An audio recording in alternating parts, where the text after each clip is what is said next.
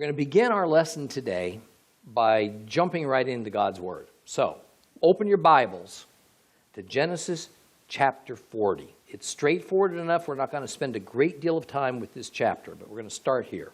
And if you have a complete Jewish Bible, that will be page 44. Genesis chapter 40. We'll read it all. Sometime later it came about that the Egyptian king's cupbearer and baker gave offense to their lord, the king of Egypt. And Pharaoh became angry with his two officers, the chief cupbearer and the chief baker, so he put them in custody in the house of the captain of the guard in the prison in the same place where Joseph was kept. Now the captain of the guard charged Joseph to be with them, and he became their attendant while they remained in prison. Now one night, the two of them, the king of Egypt's cupbearer and his baker, there in prison, both had dreams, each dream with its own meaning. And Joseph came in to them in the morning and saw that they looked sad, and he asked Pharaoh's officers there with him in the prison of his master's house, "Why are you looking so sad today?"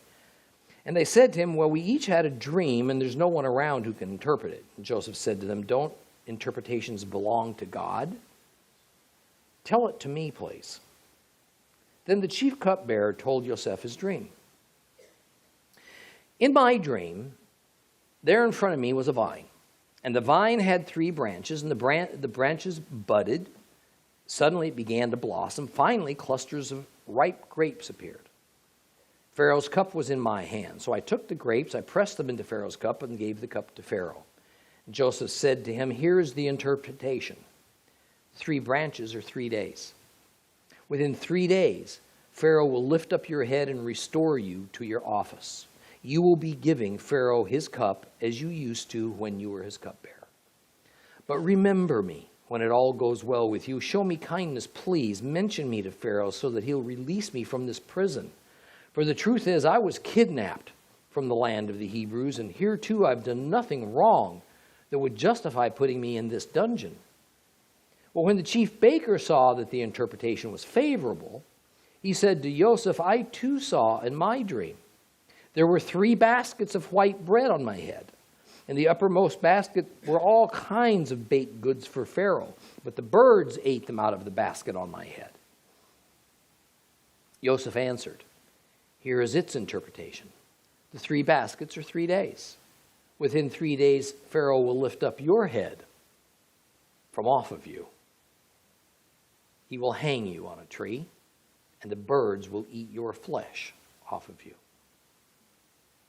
Well, on the 3rd day, which was Pharaoh's birthday, he gave a party for all of his officials, and he lifted up the head of the chief cupbearer and the head of the chief baker among his officials. He restored the chief cupbearer back to his position so that he again gave Pharaoh his cup, but he hanged the chief baker as Joseph had interpreted to him. Nevertheless, the chief cupbearer did not remember Joseph, but forgot him."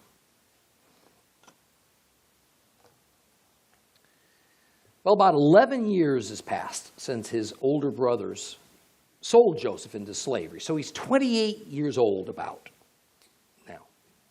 Now, I wonder if Joseph still thought his dreams of his family bowing down to him that had much to do with his current condition bore any significance, or were they just that, dreams of childhood?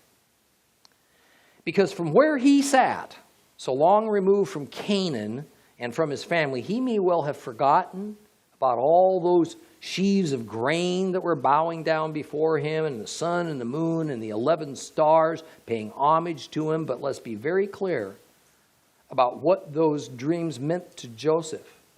It meant to him that if these dreams were true, he was going to get the firstborn blessing of his father Jacob, now called Israel.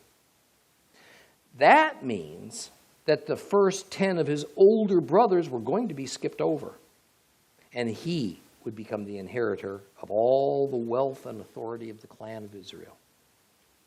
So Joseph is sitting in prison because the wife of his master, Potiphar, lied, said he tried to assault her.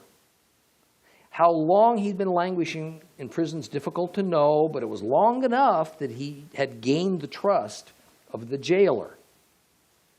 Then something happened, and Pharaoh became angry with two high government officials, the official cupbearer and the head baker. These were not servant positions, although everybody, by definition, was a servant to Pharaoh. No, these men were likely right in line behind Potiphar in authority. But as is often the case with Orientals, remembering it was Orientals, it was Semites, not Egyptians, that were now ruling Egypt. Some unknown offense winds up costing men their freedom, maybe even their lives. Now, likely as not, the Pharaoh simply was in a bad mood, or unknowingly, as these two officials apparently were Egyptians, they had committed some faux pas of Oriental sensibilities, and these two men wound up arrested. And like Joseph, held in the house of the prison captain, not in the regular prison as with the common folks. After some time, Joseph noticed one morning that both of these men had puzzled and bothered countenances, and he inquired what was troubling them. And they each reported that they had had a dream, and they couldn't understand what it meant. It wasn't that these men saw danger in their dreams. It was that in prison there weren't any seers available, no dream interpreters, to tell them the significance of their night visions. Well, dreams were considered to be very important in that era, so there were professional dream interpreters available for a fee. We begin to see the level of faith to which all of Joseph's sufferings had taken him as he responds, "Don't all interpretations belong to God?" And he says, "Tell me your dreams." They proceed. Cupbearer goes first. He speaks of a vine and of 3 branches and grapes forming on the branches, which he makes into wine for the Pharaoh. Instantly, God gives Joseph the meaning. Joseph tells the cupbearer some good news. Within 3 days, the Pharaoh's going to reinstate the cupbearer to his position. All will be well for him. This seems now to have emboldened the baker, who undoubtedly, as a result of witnessing this great interpretation of the cupbearer's dream, expected equally as good news. The baker, who of course dreamt within the context of his life's experiences, just as the cupbearer had done with his own, saw 3 baskets of bread on his head, apparently stacked one upon the other. For the uppermost basket attracted birds, which came and ate the baked goods right out of the basket, while still on the baker's head. And Joseph had to tell the baker the bad news that on the same day the cupbearer was going to get restored, the baker was going to lose his life. And of course, that's exactly what happened. One little detail. Many versions say the baker was hung from a tree. That's not really what was said. What actually is said is he would be impaled upon a tree. Hanging was not a typical matter of execution in this era, but beheading was. And often the headless corpse would be impaled on a stake, a tree, as a warning to others. Now, as an interesting aside, Egyptian hieroglyphs prove out many of the details of our story. For instance, the idea of the baskets on top of the baker's head. See, this was exactly the way males carried items in Egypt. They balanced them on their heads. They stacked baskets of bread, these stacked baskets of bread on the baker's head were simply a normal means of conveying the bread from the ovens to the palace, which the baker would have done several times a day. Now, we've all seen this sort of thing on TV travel shows. But here's the thing. You would never see an Egyptian woman put a load on her head. Rather, Egyptian women toted things on their shoulders, and on their backs. And this was exactly the opposite from the customary way that Orientals toted loads. So this little insight is just one of many proofs of the authenticity of the biblical narrative of Joseph's and eventually Israel's, their time in Egypt. Well, the last sentence of this chapter is a rather sad one, but so typical of mankind.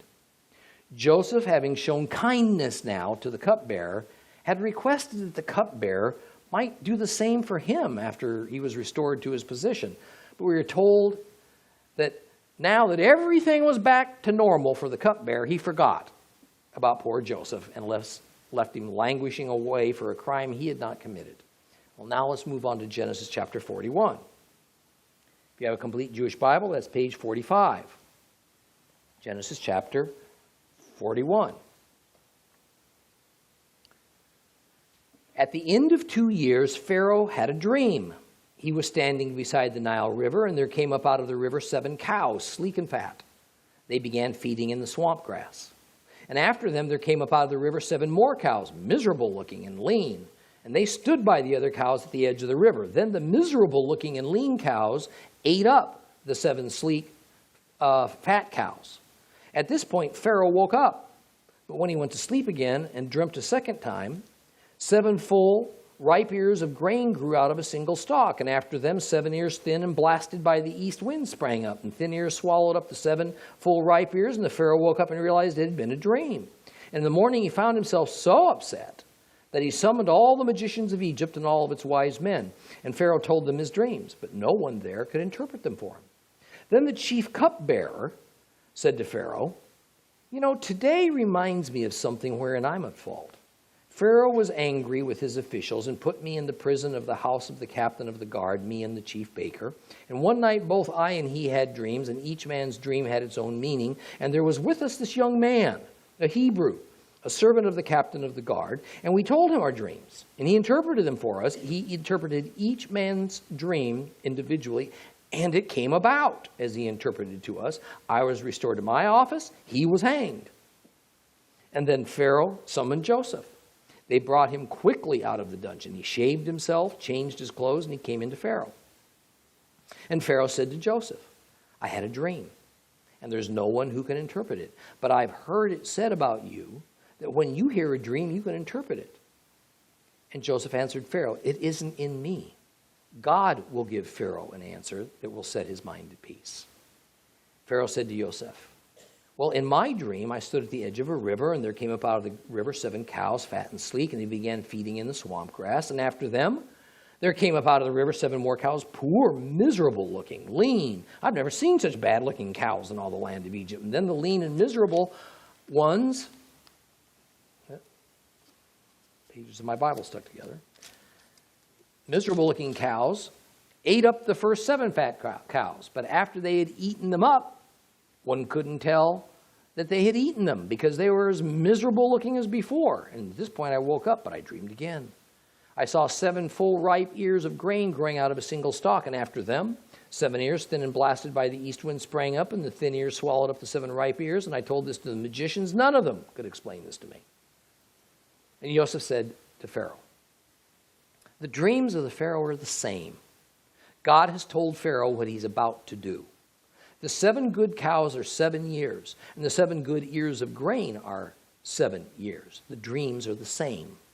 Likewise, the 7 lean and miserable-looking cows that came up after them are 7 years, and also the 7 empty years blasted by the east wind, there will be 7 years of famine.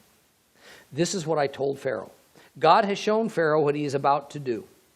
Here it is. There will be 7 years of abundance throughout the whole land of Egypt, but afterwards there will come 7 years of famine. Egypt will forget all the abundance. The famine will consume the land, and the abundance will not be known in the land because of the famine that will follow, because it will be truly terrible. Why was the dream doubled for Pharaoh? Because the matter has been fixed by God, and God will shortly cause it to happen. Therefore Pharaoh should look for a man, both discreet and wise, to put in charge of the land of Egypt. Pharaoh should do this. He should appoint supervisors over the land to receive a 20% tax on the produce of the land of Egypt during the 7 years of abundance. They should gather all the food produced during these good years coming up and set aside grain under the supervision of Pharaoh to be used for food in the cities, and they should store it. This will be the land's food supply for the 7 years of famine that will come over the land of Egypt, so that the land will not perish as a result of the famine. Well, the proposal seemed good, both to Pharaoh and to all of his officials. And Pharaoh said to his officials, "Can we find anyone else like him? The Spirit of God lives in him." So Pharaoh said to Joseph, "Since God has shown you all this, there's no one as discerning and as wise as you. You'll be in charge of my household. All my people will be ruled by what you say. Only when I rule from my throne will I be greater than you." And Pharaoh said to Joseph, "Here, I place you in charge of the whole land of Egypt." And Pharaoh took his signet ring off of his hand. He put it on Joseph's hand, had him clothed in fine linen with a gold chain around his neck, and had him ride in his second best chariot. And they cried before him, "Bow down." Thus he placed him in charge of the whole land of Egypt. Pharaoh said to Joseph, "I, Pharaoh, decree that without your approval no one is to raise his hand or his foot in all the land of Egypt." Pharaoh called Joseph by his name Zephanath-Paneah and gave him as his wife Osnat, the daughter of Potiphera, priest of On. Then Joseph went out through all the land of Egypt. Joseph was 30 years old when he stood before Pharaoh, king of Egypt. Then he left Pharaoh's presence and traveled through all the land of Egypt. And during the 7 years of abundance, the earth brought forth heaps of produce. He collected all the food of these 7 years in the land of Egypt. He stored it in the cities. The food grown in the fields outside each city he stored in that city. Joseph stored grain in quantities like the sand of the seashore, so much that they stopped counting because it was beyond measure. Now 2 sons were born to Joseph before the year of the famine came.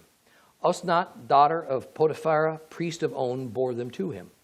Joseph called the firstborn Manasseh, because God has caused me to forget all the troubles I suffered at the hands of my family. The second he called Ephraim, for God has made me fruitful in the land of my misfortune. Well, the 7 years of abundance in the land of Egypt ended, and the 7 years of famine began to come, just as Joseph had said. There was famine in all lands, but throughout the land of Egypt there was food.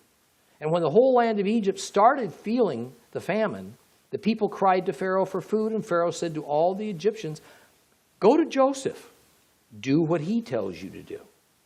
The famine was over all the earth, but then Joseph opened up the storehouses and sold food to the Egyptians, since the famine was severe in the land of Egypt. Moreover, all countries came to Egypt to Joseph to buy grain because the famine was severe throughout the earth.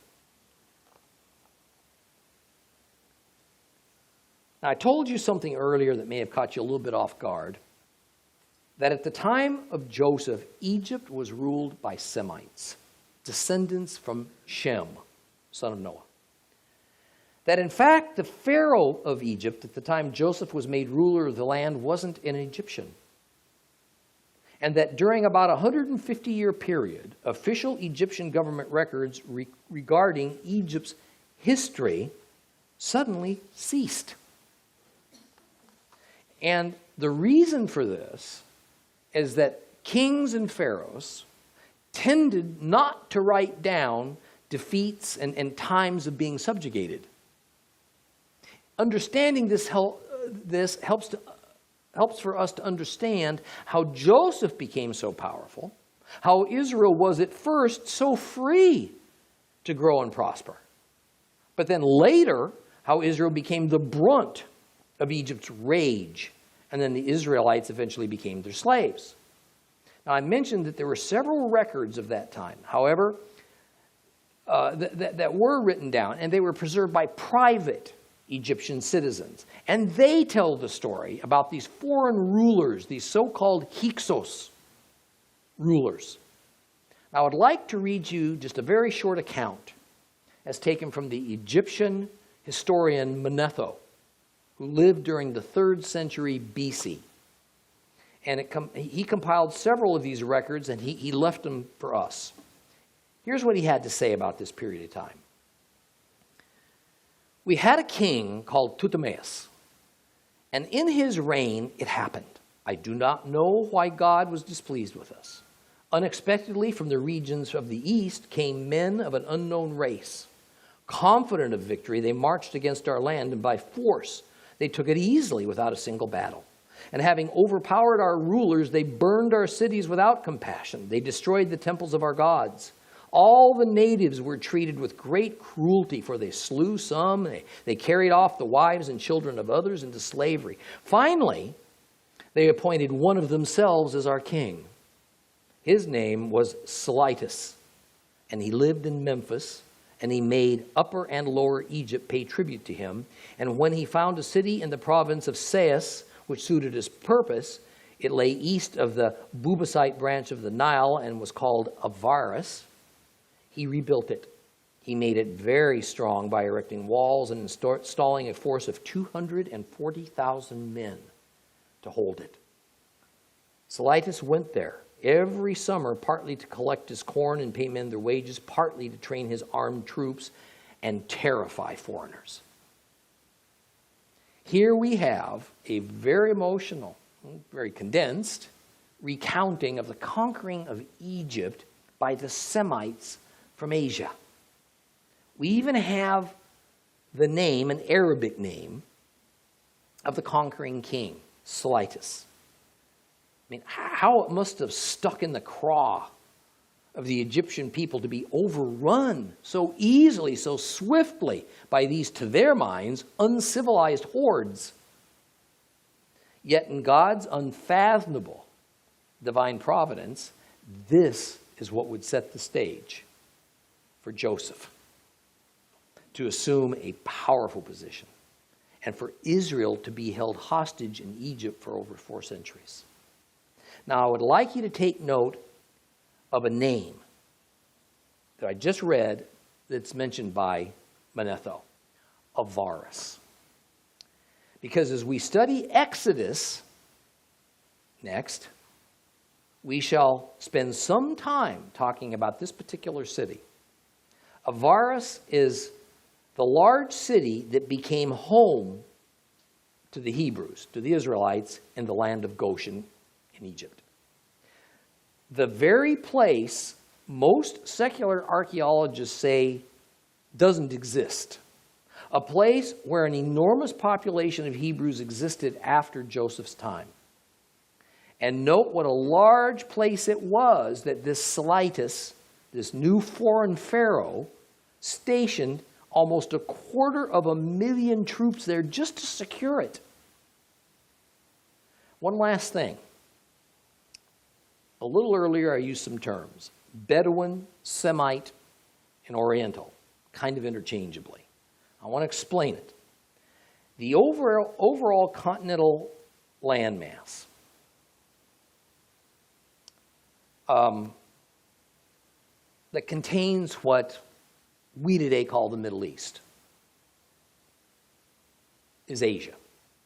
So it's proper to call people who hail from the Middle East, then as now, Asians or Asiatics, people of Asia. Orientals refer not to people from the entire continent of Asia, but to Middle Easterners and people extending as far as China. Orientals are a subgroup of Asians. Semites are people who descended from Shem, and descendants from Abraham are Semites because Abraham was a Semite. Therefore, Arabs and Hebrews are both Semitic peoples. Bedouins were a certain branch of Semitic peoples that tended to be desert dwellers and wanderers. So it's proper to say that the people who invaded and conquered Egypt were Bedouins, because they were desert dwellers, and Semites, because they were descendants of Shem, and Orientals, because they were part of Middle Eastern culture, and Asians or Asiatics, because they were from the continent of Asia. So all these things properly apply. Well, let's continue now with our study of Genesis 41. 2 years pass from the end of the previous chapter. Joseph is about 30 years old now. Prison still his home. Dreams have so far been nothing but trouble for Joseph. But now that's all about to change. The Pharaoh has two dreams. They're very disturbing to him. Why so disturbing? Because they seem so real that after he awoke, verse 7 says he was relieved to realize they were just dreams. Yet the content was such that they seemed more than a dream, more like a vision. So he felt he must pursue the meaning. He calls all of his magicians, his wise men, to tell him the meaning of these dreams.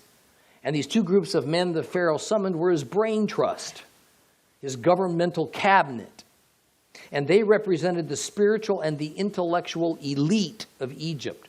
And they were stymied. The religion of Egypt, the spiritual, consisted of much magic and sorcery to go along with the many gods and goddesses. The Pharaoh, as all of his subjects, believed strongly in the ancient mystery Babylon-styled religion of Egypt, so it was just an integral part of everyday life. Christians could learn a lot from the unwavering commitment that these pagans had to their religion, even though it was false, because they considered it the center of their lives. Every facet of their existence was tied to their belief system, unaware that it was a counterfeit system designed by Satan. So the Pharaoh naturally had these experts in religion, these spiritualists, as part of his group of close advisors.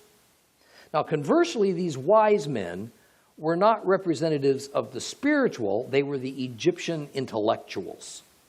They represented the worldly knowledge, the science that had been developed to such a high degree in Egypt. Now, Pharaoh tells these men about his dreams, but they stood silent, having no understanding, no clue as to what they meant. The chief cupbearer, who had been imprisoned by Pharaoh 2 years past, now reluctantly steps forward, and he tells Pharaoh about this Joseph, who accurately interpret his and the chief baker's dreams, and Pharaoh immediately orders Joseph to be brought before him. Pharaoh tells Joseph that he's had these dreams, which his brightest and best couldn't interpret, but that he was told Joseph could. Joseph answers completely truthfully, "It isn't in me." But God will give Pharaoh his answer. And so here stands this Hebrew slave, Joseph, in the company of Pharaoh, and the most admired religious leaders, and the intellectual elite of Egypt, being asked to do what none of them could do. You know why they couldn't? They weren't equipped for it. Since indeed these were prophetic dreams of holy truth given by God to Pharaoh, how could the simple, entirely inadequate employment of worldly knowledge and false, although sincere, religion possibly fathom the meaning of these God-given dreams? It can never be so. But it forever will be that only the children of God in spiritual union with our Father can know the truth. And Joseph is about to announce the truth to Pharaoh. First of all, Joseph makes it clear that these dreams are from God. And next he informs Pharaoh that both of these dreams are concerning the same matter, the coming of a great famine. And the first dream was about cows, 7 very healthy ones, then 7 very sickly ones. And the second dream was about corn. First 7 healthy stalks of corn, then 7 sickly ones. It was important that there were 2 dreams because one concerned livestock, the other field crops. That is, the 2 major elements of the food supply that were going to be affected by what was coming. And as is God's way, he does not bring judgment without sufficient warning for those who pay heed to him. So God says he will see to it that there will be 7 wonderfully, unusually abundant years of food growth and harvest before 7 years, not of less than normal production, but of terrible famine.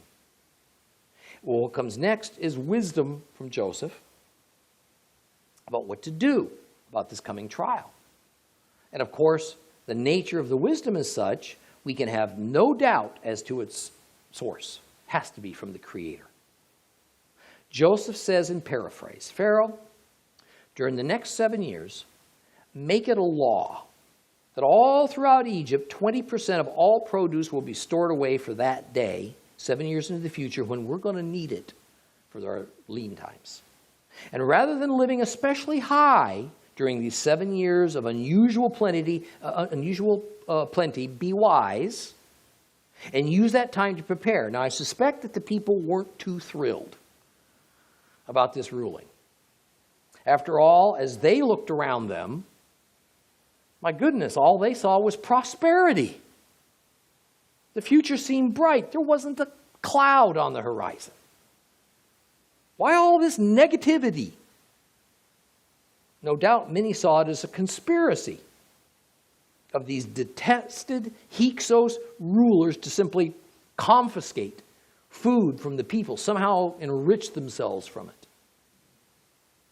I mean, how difficult it is to believe God instead of our eyes. It's not easy, especially when things are going so well for us in life. But one has to give Pharaoh a lot of credit for taking Joseph seriously. And he acted on it. He didn't just ponder it. I wonder, would we have the faith to do what this heathen Pharaoh was about to do?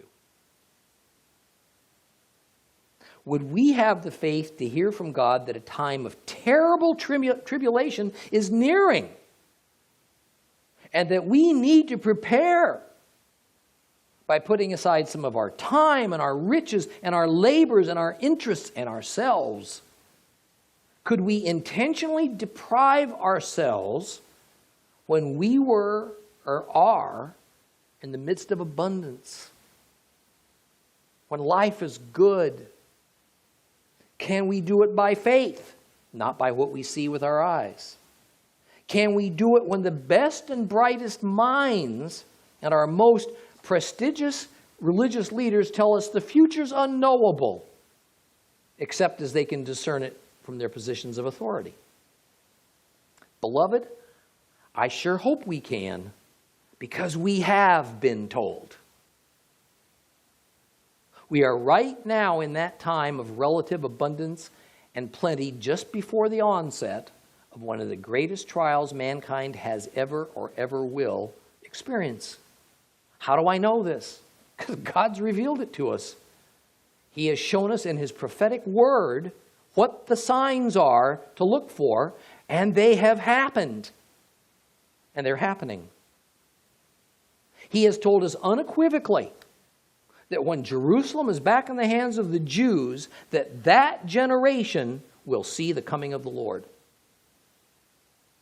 He has told us that a few months before Jesus once again sets His foot on the Mount of Olives, there will be a time so terrible, none of us can possibly comprehend it.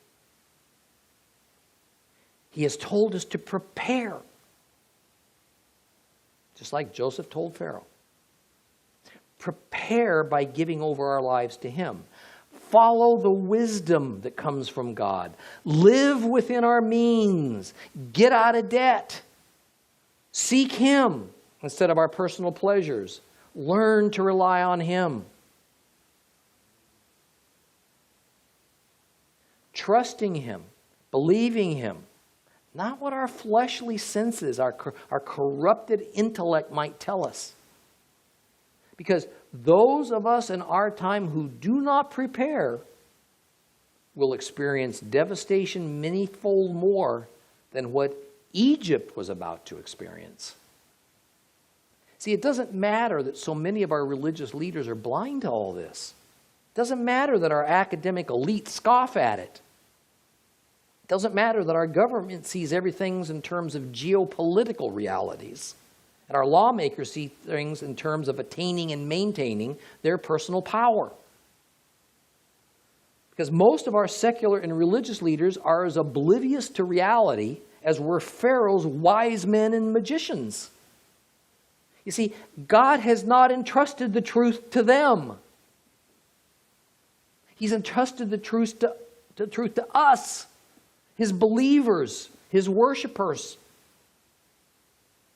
not to the facade of Christian institutions with all their bureaucracies and all their man-made doctrines. It's to the people, his followers, his believers who have been sanctified through the blood of Christ. That's who's been given the truth. For the Pharaoh, the next question was, who's going to make sure all that needs to be done is done? Not going to get his hands dirty. The answer was obvious. The man God chose to deliver the message, he ought to be the one to carry out all the preparations. Joseph. In one of the most unlikely events, the Hebrew slave Joseph is removed from the dungeon and he's appointed the ruler of all Egypt. Joseph goes from the outhouse to the penthouse. And the only higher authority is Pharaoh himself. A ceremony was held so that all of Egypt would know Joseph's position over them. And as part of this ceremony, Pharaoh gave Joseph a new name, Zapaneth Paneah. The form we have Joseph's name in today seems to be a hybrid Egyptian and Hebrew word. Scholars say it means either God speaks, he lives, or it means the creator and sustainer of life. More recent scholarship draws that into doubt. It would make more sense that this name is purely Egyptian. And indeed, we find that there is a common word used in naming Egyptians, Zatanaph, which was his first name, which means he who is called. The second word of Joseph's name, Paneah, is also fairly identifiable, fairly easily identifiable in the Egyptian language. Anea is the word, an alternate word, for life in Egypt. So the Egyptian meaning of his name probably was something like, he who is called life. Pretty good. He who is called life. Now in our day, a name is simply a way to identify a person.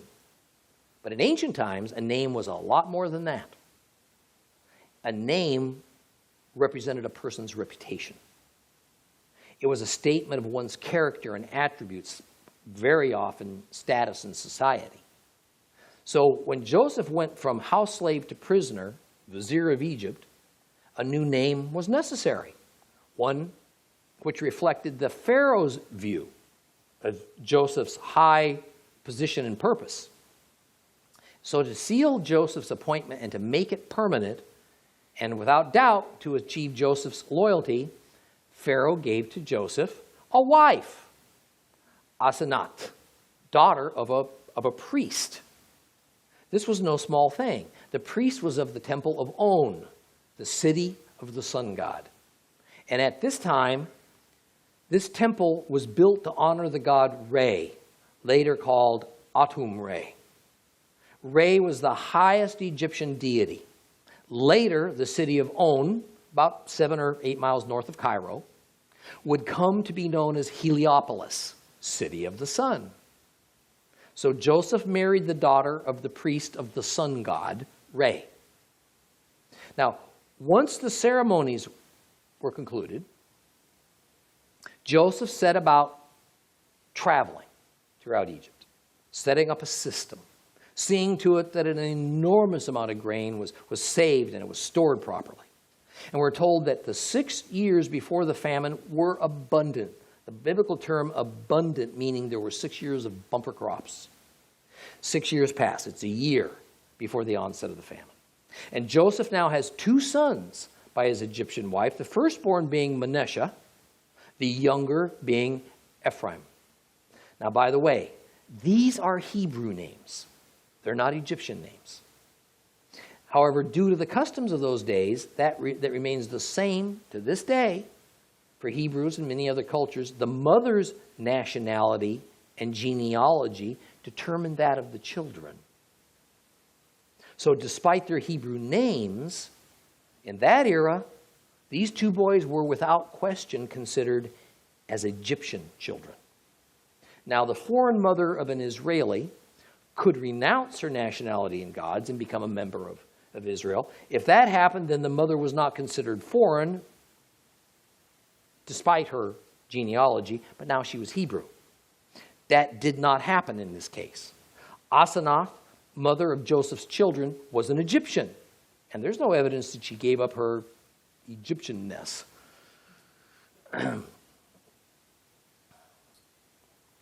In fact, it would have been unthinkable, because she was the daughter of the sun god's high priest. She was a princess of Egypt. That she would become a Hebrew? Forget it. Now, tuck this important fact about Asenath, Manasseh, and Ephraim away in your memories. We've talked about this in a number of ways before. But remember, these two grandchildren that Jacob is not even aware he has, Ephraim and Manasseh, these two children of Joseph, born of his Egyptian wife, are by all accounts Egyptians, Gentiles. Notice also that the Torah is clear on two important points in verses 51 and 52. First of all, Ephraim means fertile or fruitful in the sense of abundant. We'll see this carry over eventually into Jacob's prophetic blessing of Ephraim later on in Genesis. But also note that Joseph in no way viewed Egypt as an enemy. Rather, he sees Egypt as a friend, even a place of comfort and sanctuary. He even refers to it as a sort of replacement home. So while we'll eventually see the Hebrews become Egyptian slaves, we're also going to find in the Bible a certain favor of God towards Egypt, especially in the last days of the last days. Well, the famine hits, just as God said it would. But we're also told something here that's often overlooked. The famine was widespread. Now, many Bibles say that the famine was severe throughout the world. But that's not really what the Hebrew says. It says that the famine spread over the panim of Eretz. That means over the face of the land. That's what it says. The panim of the Eretz. This term is a very general term. It's not one that it seeks to indicate all the land masses, known and unknown, of the entire planet Earth. However, as we're going to soon find out in a little while, not just Egypt, but the whole of the Middle East, for the most part, was also affected by this famine. And notice how the distribution of the stored grain occurred. It was rationed or sold. The grain was not given away. Egyptian records of that time describing this famine and how the grain distribution was handled have been found. And they completely validate the biblical record, which we will shortly encounter.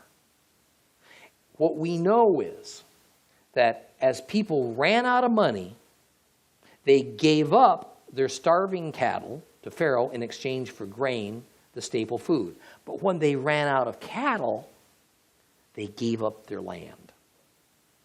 And when they had nothing else to sell, they sold themselves into bond servitude to the Pharaoh. In this way, Pharaoh eventually owned all the land and all the wealth of Egypt. It also allowed him to build up this enormous slave-class workforce to construct magnificent temples and roadways and cities and canals and all sorts of amazing things. Now, as cynical and hard-hearted as all this was, God used the situation to save lives and to assure the survival of Israel. One final thought, and we'll move on. I wonder what the Egyptian people thought of Joseph during this time of famine. You suppose he got thanked for forcing them to save up grain, doing less during a time of plenty, thereby allowing them to survive later on? Or did he get the blame? Did he receive their hatred when so many had to sell themselves into slavery just to obtain that grain that they'd grown? After all, Pharaoh had made Joseph the front man. Joseph was the supreme administrator of this program. And as we saw, the Pharaoh had a large public ceremony just to make clear, it's this Joseph guy for you to look at. This was a smart dude. All cunning politicians put someone between them and the people to act both as a buffer and as a lightning rod. When things go well, that politician, man, he jumps to the front to accept all the credit and adoration of the people. But when something goes wrong, or it's unpopular, the politician goes silent. He gets invisible real fast. And that front man catches all the flack.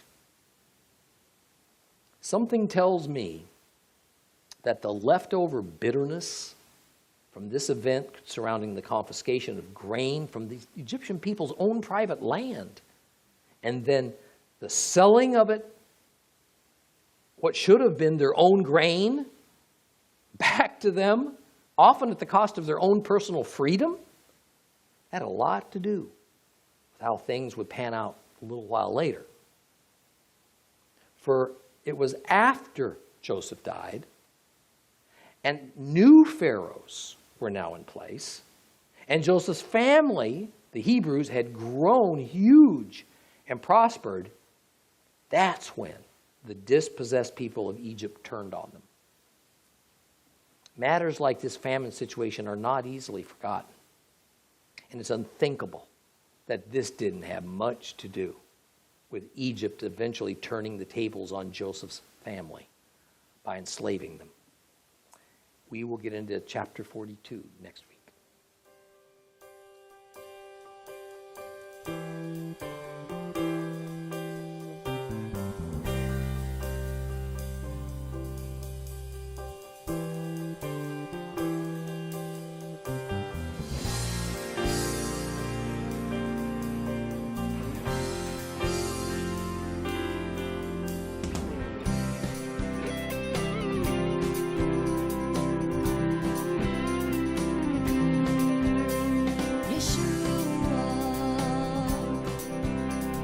예수